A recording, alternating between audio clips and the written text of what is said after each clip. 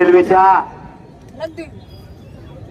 आंदोलनासाठी उपस्थित तालुक्यातील सर्व मान्यवर ग्रामस्थ मंडळी, सर्व पक्षाचे पदाधिकारी, लोकप्रतिनिधी, उपस्थित बंधूंनो, भगिनींनो आणि विद्यार्थी मित्रांनो, खर तर झुक झुक झुक झुक आगीनं गाडी, धुरांच्या रेषा हवेत सोडी, चाकणची MIDC पाहूया आणि राजांच्या गावाला जाऊया, हे आमचं स्वप्न कधी साकार होणार हे आम्ही आमच्या लहानपणापासून आपण सारेजण बघतोय. खरं तर अशा पल्लवीत व्हायला लागल्या होत्या मागच्या 10-12 वर्षामध्ये. आता रेल्वे होईल, मग रेल्वे होईल. सुरेश प्रभूजी गेले, सुरेश कलमाडीजी गेले, मधु दंडवते साहेब गेले, जॉर्जी गेले. नंतरच्या काळामध्ये आपल्या अशा पल्लवीत झाल्या, काहीतरी होऊ लागलं. आपल्या सगळ्यांना वाटलं आता रेल्वेचा रूळ आपल्याकडे पडणार आणि रेल्वेची विजल, रेल्वेचा भोंगा आपल्याला ऐकायला येणार. त्याच्यातही खोडा आला. एक 4 वर्षापूर्वी आपल्या सगळ्यांना जाणीव आहे, रेल्वे आपल्याकडे मंजूर झाली.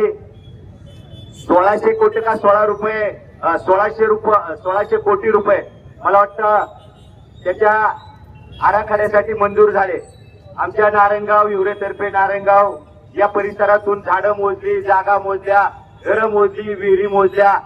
आम्हाला वाटायला लागला आता 100% रेल्वे होती. काहींना वाटलं की रेल्वे होऊ नये वगैरे वगैरे, या सगळ्या गोष्टी आपण पाहिलेल्या आहेत. आता मला हे कळत नाही, आपण यापूर्वीच्या सगळ्या वक्त्यांनी जवळजवळ सगळ्यांनी सांगितले की GMRT. मला एक कळालं नाही. कुणी गडबड करू नका, फक्त ती अँब्युलन्स जाऊ द्या. मला वाटतं ही रेल्वे व्हावी, पुणे नाशिक हायस्पीड रेल्वे व्हावी, याकरता महारेल अर्थात MSRIDC जाऊ द्या, त्याला जाऊ द्या, थोडी जागा करून द्या, थोडेसे बाजूला व्हा. Maharashtra rail infrastructure development corporation म्हणून एक कंपनी स्थापन झाली.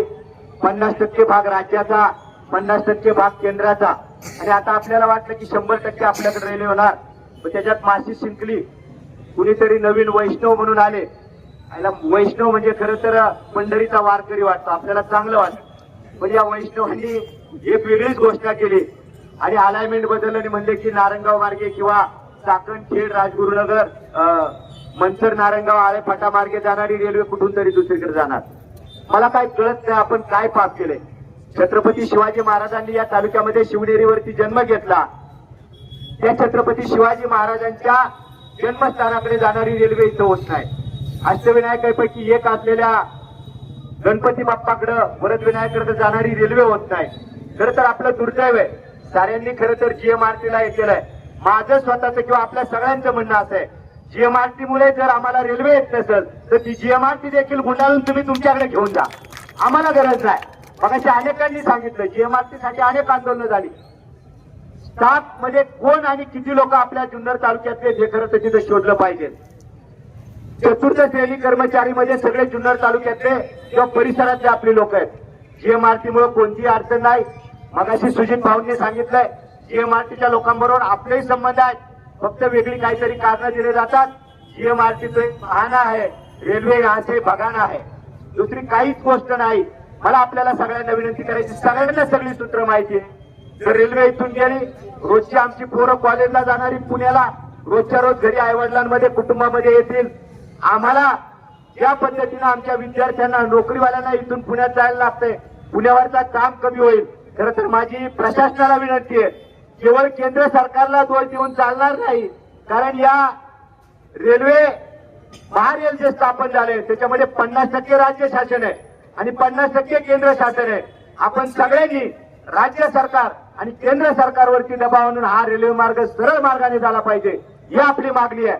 खरं तर मगाशी कोणीतरी सांगितलं आजचं आंदोलन थोडं शांततेत आहे, पण या पुढच्या काळात जर ही रेल्वे मार्ग इथून जाते असं कळलं तर आपल्याला उग्र आंदोलन बाबूभाऊ आपल्याला करावं लागेल संचलनाला. आणि ती तयारी देखील या शिवजन्मभूमीतल्या सर्व नागरिकांची आहे.